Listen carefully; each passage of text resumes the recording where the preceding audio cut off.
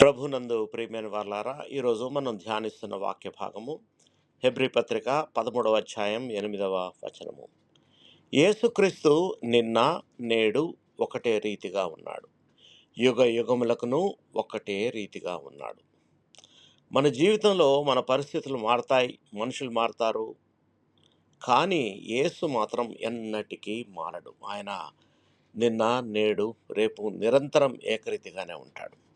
గతంలో మనల్ని కాపాడిన ప్రభువు ఈరోజు కూడా మనల్ని కాపాడగలడు. గతంలో ఆయన చేసిన అద్భుతాలను గుర్తు చేసుకుంటే మన విశ్వాసం మరింత బలపడుతుంది. నేటి పరిస్థితుల్లో కూడా ఆయన మనతో ఉన్నాడు. ఈరోజు మనకి ఎటువంటి సమస్యలు భయాలు ఉన్నా యేసు మనలను విడిచిపెట్టడు. మన పరిస్థితులు మారచ్చు, కానీ ఆయన ప్రేమ కృప వాగ్దానాలు ఎన్నటికీ మారవు. కాబట్టి రేపటి గురించి భయపడద్దు.